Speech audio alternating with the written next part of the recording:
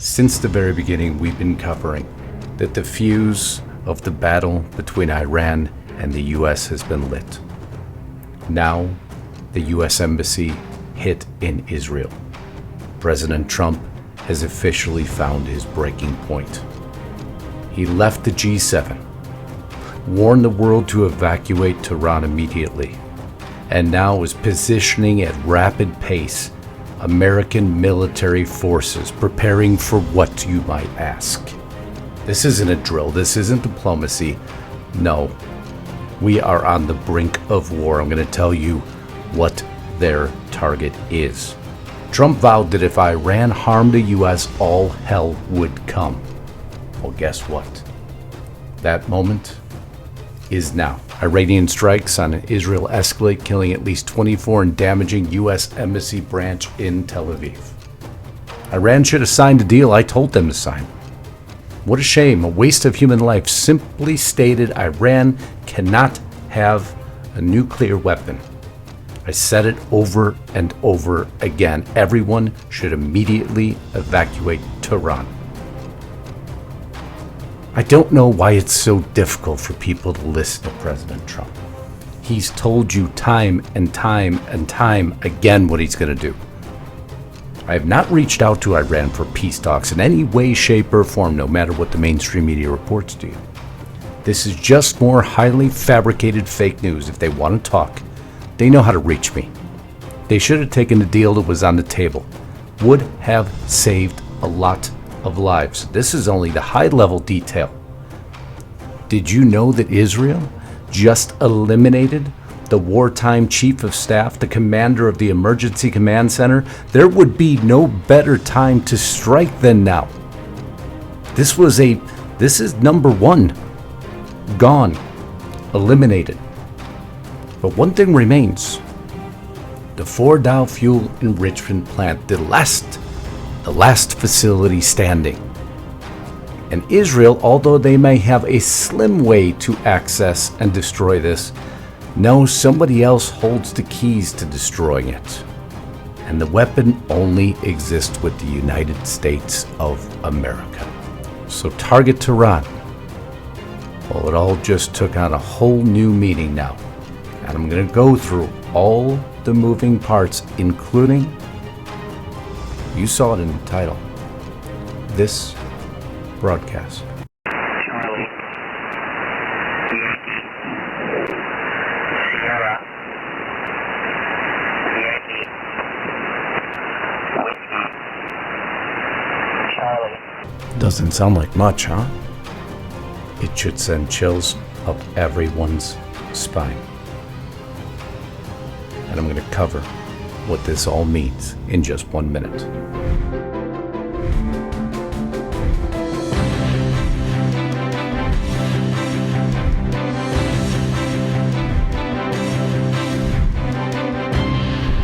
Now, before we get there, make sure you're subscribed to the channel. This is the type of news you get, black and white, heavy hitting. I don't pull any punches here. And what I'm about to cover for you will show you exactly what's about to happen. Make sure that your bell is checked to all so you're alerted to upcoming broadcasts. Love all the members that have joined here. Can't thank you enough joining the Restricted Republic family. Your memberships truly help to support these videos, but I am ecstatic to announce a new sponsor that has just signed on with the channel, one that will be applicable to the vast majority of my audience, my own parents it applies to. Seems simple, doesn't it? Chapter. What do they help with? Medicare. Starts all with a simple quiz. You see the phone number or the website below. You can use either one. But if you or a loved one is on Medicare, and I know many of you are, this is important. Just the other week, did you know the Department of Justice filed a massive fraud complaint against 3 of the largest Medicare brokers in the country, according to the DOJ, and you know we follow this implicitly. These brokers misled seniors, claiming to offer them unbiased help while secretly steering them to insurance plans that paid the highest kickbacks. Not just the best plan, not the right plan, just the most profitable one. And what pisses me off more than that, huh? You know I'm always looking out for your best interest. And when Chapter called, I couldn't pick up the phone fast enough. And when I learned more, that it's absolutely free to you by simply placing a phone call, man, I was all in. Chapter is not your normal company. The company was founded because their own parents were scammed, and they vowed to fix the system. They're fully independent, are the only national advisors that search every Medicare plan available to find the one that actually fits your needs. Did you know that nearly 7 in 10 Medicare beneficiaries did not even compare their plans during Medicare's open enrollment period? And it is a ton of work. And I've heard it. No, I already have the best plan. I don't need any help. Well, Chapter will work with you to find you the best fitting plan for your needs. Just look at the testimonials. And I know, I watched the timing, but when I researched this, 3 years, 2 years, but no, right now. I can't praise Chapter and Shannon Davis enough. And the testimonials don't end. Simple. They're a free Medicare advisory service. So if you want that real, unbiased help, rare nowadays, right? Give Chapter a call. Talk to a real person, not a computer, who can help find the best plan for you. Call them today. The phone number is right below. And in the description box, you'll find even more information. Chapter, thank you for joining. This one makes a difference. You pushed him too far. You hit his breaking point. You don't listen to his warnings. You don't take him serious. And if you think Iran is going to give him what he just asked for, you'd be dead wrong. This isn't just some military exchange. No missile exchange. Oh no, this is the trigger. When Trump says all hell will come and you see our military rolling into the region, our Air Force, our Navy, you better start asking how long until Tehran is wiped off the map, because by the looks of it, the clock has already hit 0. So what was that recording I just played for you? U.S. Air Force sends out nuclear emergency codes as World War III rises. They all use World War III. U.S. Air Force starts broadcasting encrypted emergency action message codes. It was everywhere. You may not have heard about it because mainstream media doesn't cover it. These are not casual communications. They are highly encrypted, time-sensitive directives used to convey launch orders. According to U.S. military doctrine, EAMs can initiate major attack options or limited attack options, and are cryptographically secured to prevent interception or tampering. On top of that, Elon Musk fires up Starlink. Iran took the internet down or disrupted. Well, now guess what? Now they can communicate with the people of Iran for what's about to happen. Benjamin Netanyahu came out. But I think you should understand, these dictators in Iran, sure, they fear us, but they fear you, the people of Iran, even more. And your hour of freedom is near. It's happening now. But wait, Justice, I read that Trump wanted peace talks. Trump team proposes Iran talks this week on the New Deal and a ceasefire. Or the Wall Street Journal, a battered Iran signals it wants to de-escalate hostilities with Israel and negotiate. Well, not really. Trump vows hard punishment for Iran as U.S. plots explosive move in Israel's raging war. Surrender or die. Well, that's much different than a ceasefire, huh? Do you really think that Iran was going to just simply give up all its nuclear sites and go away quietly? That's never going to happen. Trump knows that.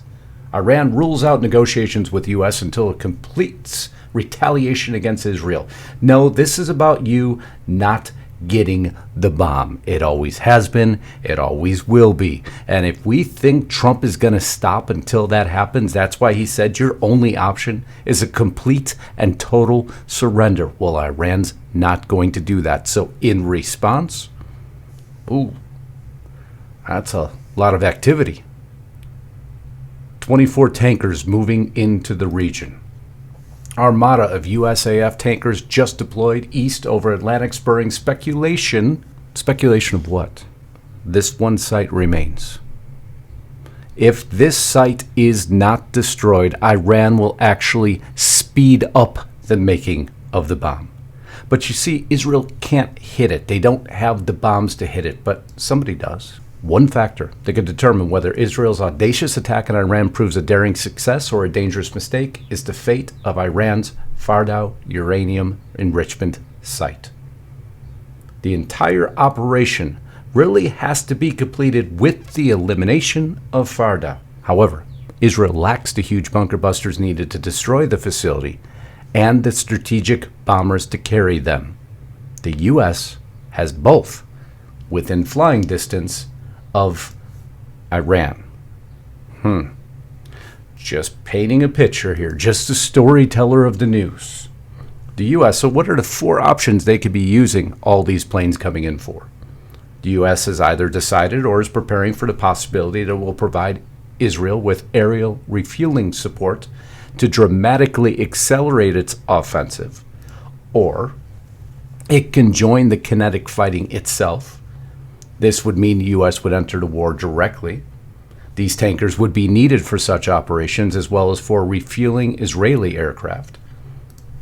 3. Prepare to deal with Iran attempting to close the Strait of Hormuz, which not many people are talking about. It will take huge aerial support to make sure that doesn't happen. Or, and as I contest, providing a robust air bridge from the U.S. to the Middle East. America's B-2s are the only known conventional assets that have the potential capability of badly disabling or destroying Iran's deepest underground components of its nuclear program. Now it starts to make a little bit more sense, huh? But let's kick further. The U.S. Nimitz, rumored to be the USS Nimitz, rumored to be its last mission, just entered the theater. USS Nimitz carrier strike group sailing towards Middle East ahead of schedule. The Nimitz strike group was previously scheduled to replace the USS Carl Vinson, which has been deployed for several months but is now heading to the Middle East ahead of schedule. The two will now both be in the Middle East at the same time. Ceasefire, huh? The deployment is significant because the Nimitz was also deployed in 1980 when its helicopters were part of the failed U.S. effort known as Operation Eagle Claw to rescue the American hostages being held at the U.S. Embassy in Tehran. The U.S. has been in the shadow of war against Iran ever since. And I can test it's about to be a kinetic war. The U.S. Navy also has the destroyer USS Thomas Hudner, which is capable of defending against ballistic missiles. Begins sailing from the western Mediterranean Sea toward the eastern Mediterranean. They said the Navy also has directed other destroyers to move forward so it could also be made available if the White House requests it. Trump leaves the meeting, gets back to the war room. Iran continues their strikes. Did you see this?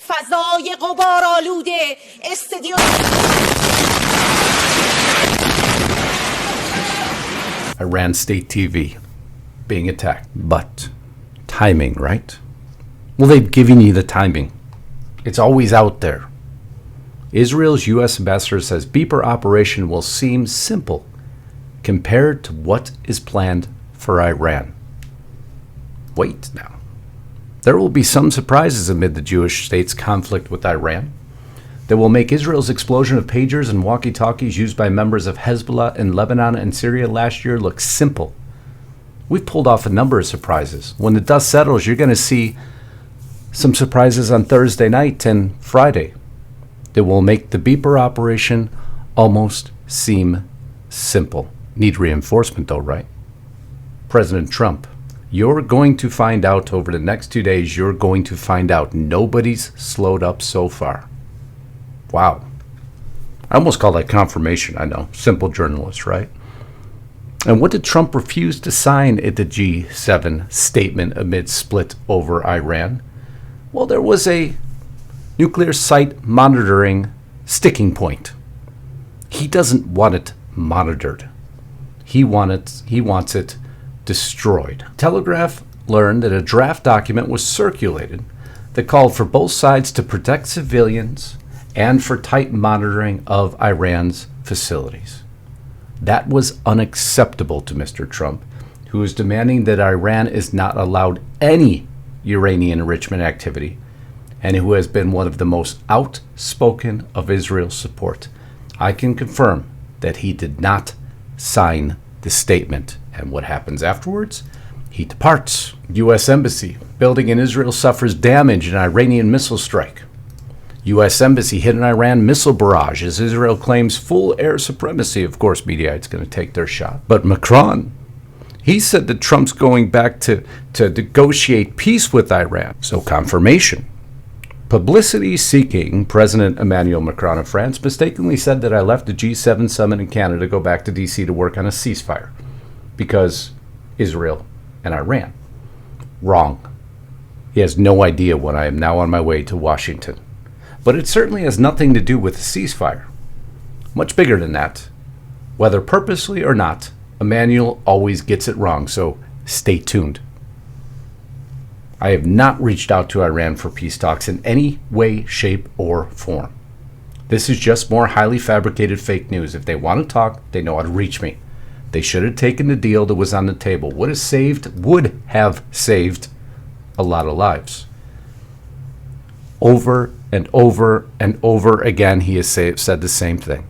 Iran cannot have a nuclear weapon. Period. I said it over and over again. Everyone should immediately evacuate Tehran. Then he takes a shot at Tucker Carlson. Somebody please explain to kooky Tucker Carlson that, once again, because Tucker Carlson, Israel-Iran war bad, Trump comes out and reminds him, Iran cannot have a nuclear weapon. Period. America first means many great things, including the fact that once again, Iran cannot have a nuclear weapon. I think he's made himself abundantly clear. Also, if you hurt any of us, I will take action. Embassy gets hit. Trump demands complete give up by Iran. Israel, what does Israel do? They take out one of their top leaders. President Trump stating he is seeking a real end to the escalating conflict. I'm not asking for a ceasefire. We're looking at better than a ceasefire. An end, a real end, not a ceasefire. Complete give up. If they want to talk, they know how to reach me. So what do you think Trump is focused on? Inside Iran's Fordo nuclear site. A fortress in the mountain. Israel likely needs the U.S. and bunker buster bombs to topple it. There it is. All the tunnel entrances, the security guards, the support building, the map of, it's located just outside of Tehran. And the only ones who have the bombs to hit it are the Great Republic of the United States of America.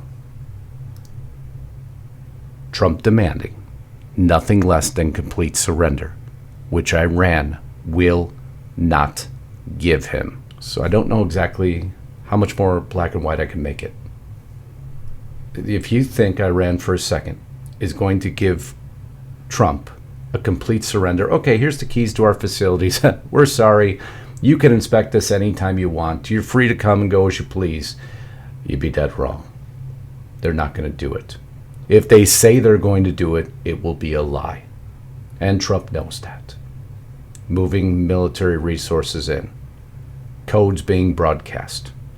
Pulling a ceasefire off the table now.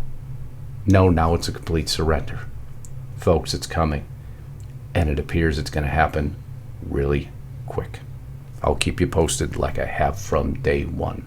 I love you all. I want to pray, and I want you to pray for all the innocent people in Iran, because that regime is not loved. That regime is not loved by many. They don't deserve what's coming. But in the thralls of war, man, it's going to be ugly. I love you all. Until next time, Godspeed and God bless. Justus Knight, signing out.